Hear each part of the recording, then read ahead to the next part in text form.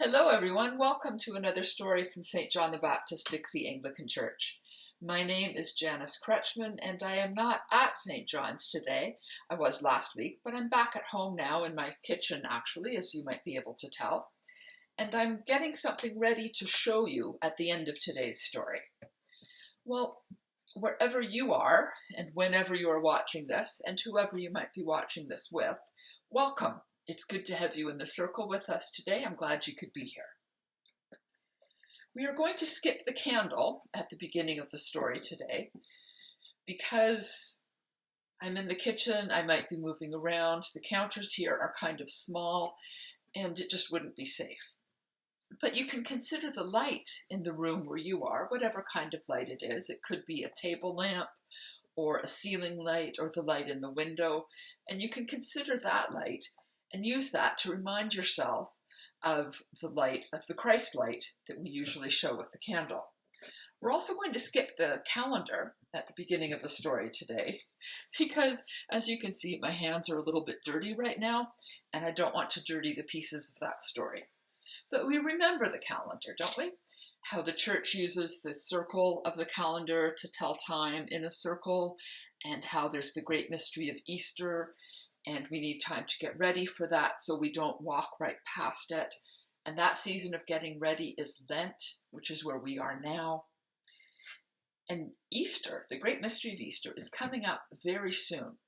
Next week is Palm Sunday, which begins the story of Holy Week, and Easter's right at the end of that. So it's coming up very soon.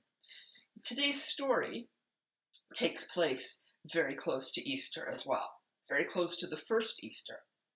It takes place as Jesus and his disciples are on their way into Jerusalem for the last time. They are out for dinner at a friend's house, at the house of three friends, actually. There's two sisters. There's Mary and Martha, and we hear stories about them elsewhere in the Bible. We'll get to them and we will cover them. And their brother's name is Lazarus. There are stories in the Bible about him too, and we will get to them another day as well. Well, Jesus has known this family very well and for a very long time. So he and his disciples stop there for dinner on their way into Jerusalem. Lazarus is visiting and eating with the guests, which is important. When you have people over for dinner, you want to visit with them and spend time with them. Martha is preparing and serving the food, which is important because when you have people over for dinner, you want to feed them something. And Mary also has an important job. She is spending time and making sure she makes the guests feel special. She makes sure she honors them, especially Jesus, the guest of honor. She knew Jesus was important, very important, and she showed how important she felt he was by doing something very special and also perhaps a little odd. She took a jar of super expensive, entirely special perfumed oil and poured it on Jesus' feet. And then she took her hair down, bent down, and rubbed the oil on his feet. Now, you would anoint someone with oil this way if they were a king. And Jesus was going to become a king, but not in the same way that people were expecting. And you might lower yourself far enough to touch someone's feet with your head if you were bowing so very deeply and wanted to show them that they were so very special. The disciples, especially Judas, weren't happy with this, especially the use of that expensive oil. I mean, really, the money spent on that perfumed oil could have fed a lot of hungry people. And Judas told Jesus that Mary should not have done that. But Jesus said, "Leave her alone. What she did was right.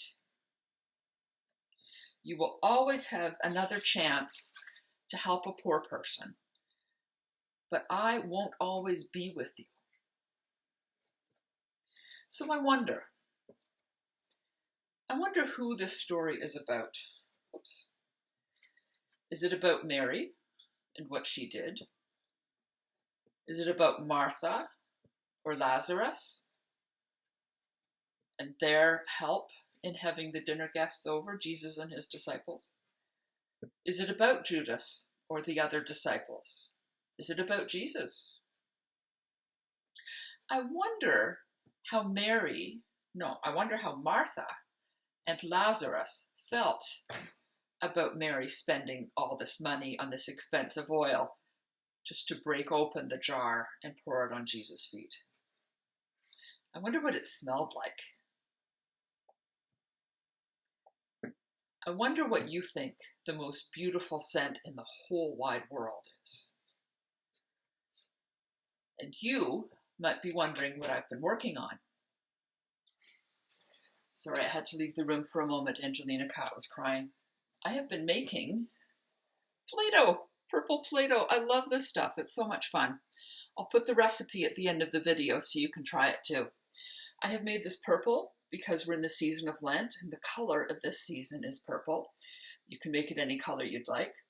I use tempera paint. I mix some red and some blue tempera paint to get this purple. You can do that, or you can use some food coloring. What I really like about this is I have made it smell like mint because I love mint.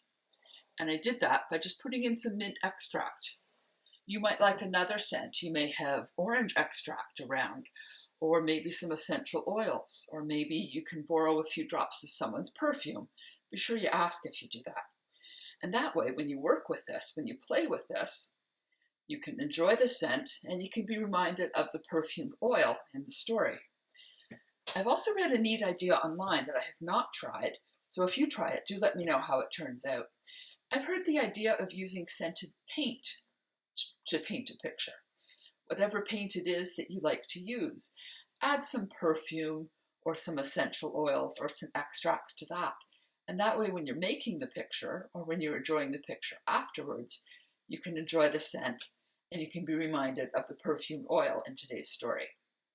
Well, whatever craft you decide to do, whatever you decide to make, I hope you enjoyed today's story. I hope you try one of the crafts. I hope you let me know how that goes, and I hope to see you again next week. Take care, everyone. Bye for now. Thank you very much for joining us.